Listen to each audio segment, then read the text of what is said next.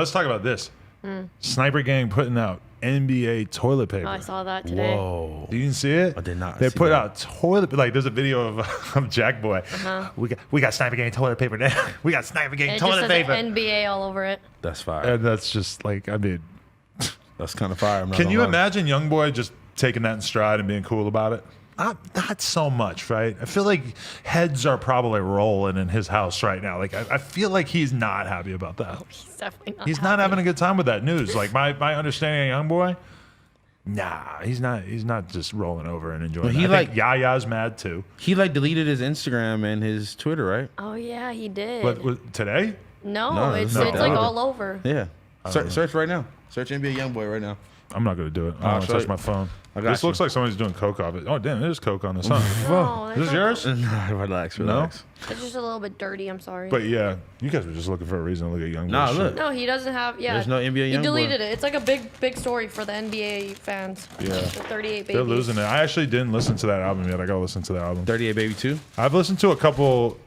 I don't want to say like the last got Youngboy Ash project on my wasn't mask. different enough from the prior project to have really got me that excited. And I'm kind of worried that if I listen to this project and it doesn't get me exhilarated, that might hurt my fandom a little bit. I gotta listen to it and actually give my real opinion though.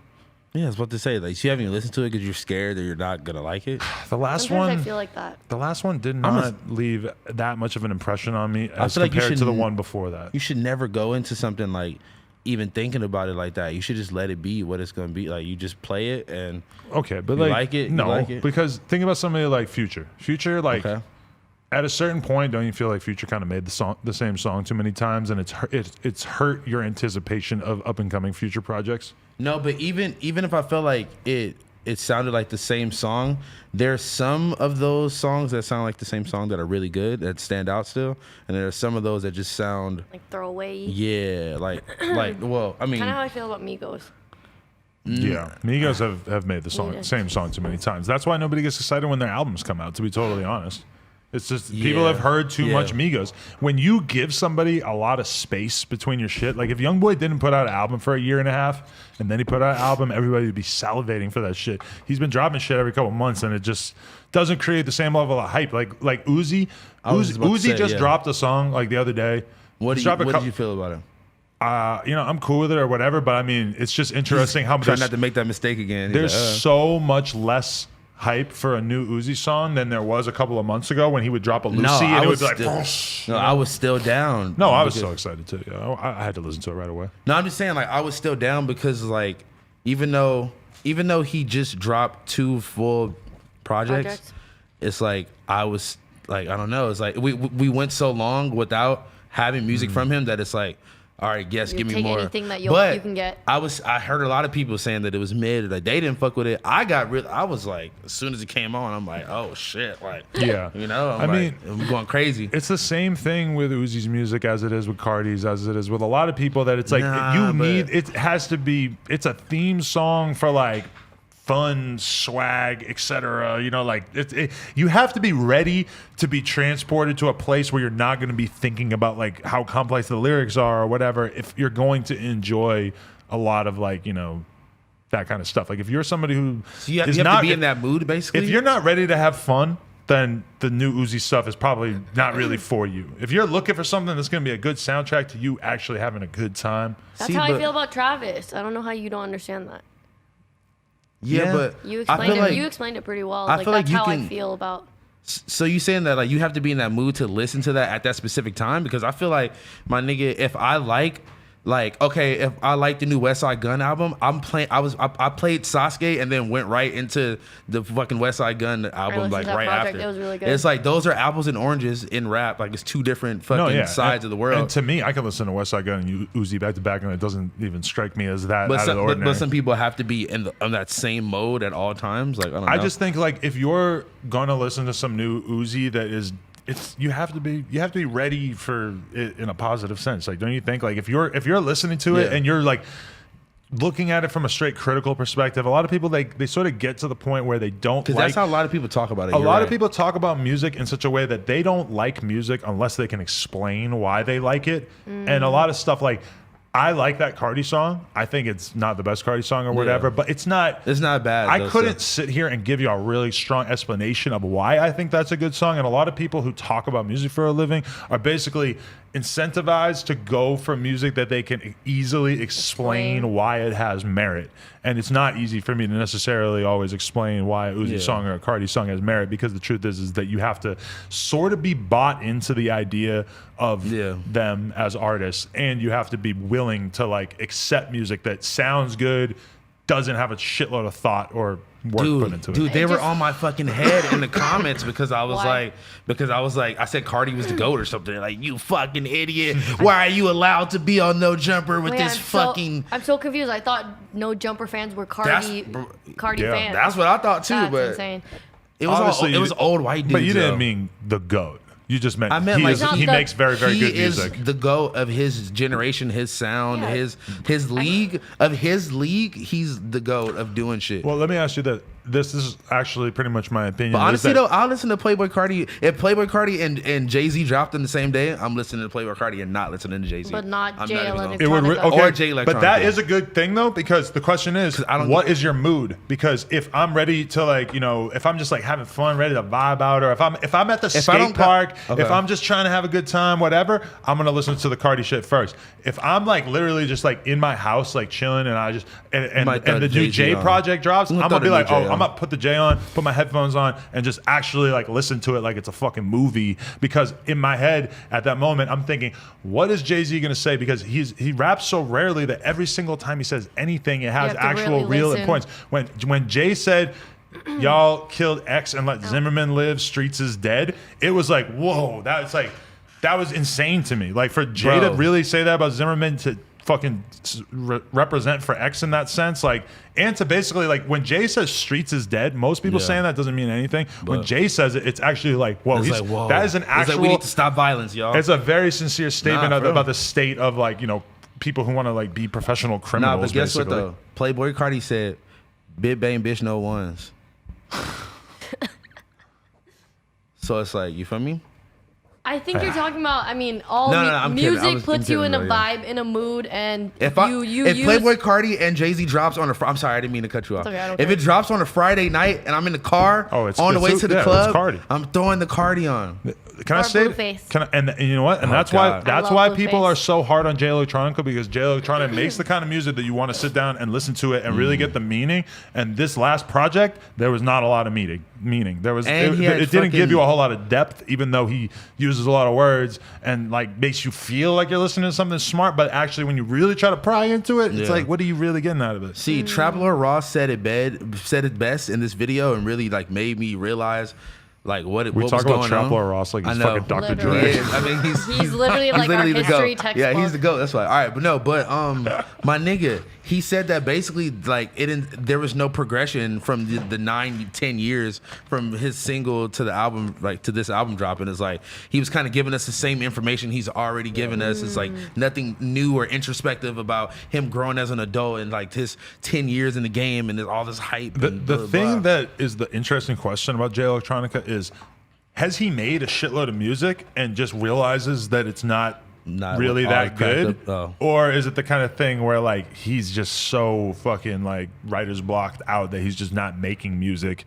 And it seemed like he just wasn't down with like the industry part of it, with like a lot of it, like being famous and like criticized. But I never really thought that much about the Kendrick to Jay Electronica comparison. But if you really look at it, it's like they both had very similar missions. They both very much fit into like a new lane in hip hop. Way better music. Kendrick, a million times better music, and capitalized on it. So much cooler, like, and so much like lit. Kendrick Lamar has a lot in common with Jay Electronica in the fact that he's ducked the fuck off and you never fucking see him. You don't know what the fuck he's doing. But the thing is that he actually dropped these projects and solidified his legacy before he decided to fall back and not do shit. Like, okay, wait, Damn was like 2 years ago. Bro, yeah, he'll still pull up, he'll still drop his shit on you. That's but like I'm saying, Uzi ain't dropped in 2 years. You know, it's like that's not even that long. If Jay Electronica had a couple songs in him that were as good as what Kendrick has put out there, I think he would have done it. I don't think he's got the juice. I think when he actually like gets in the booth and tries to like, I think that the weight of what he actually